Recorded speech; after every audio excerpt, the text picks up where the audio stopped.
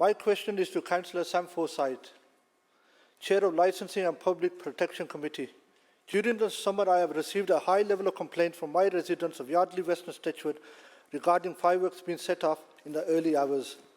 I'm sure other councillors have received similar complaints in their respective wards.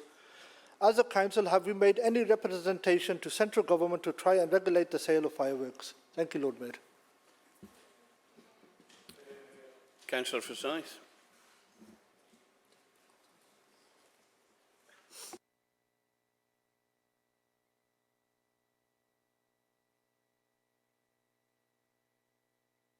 Into this matter and I will report back to you.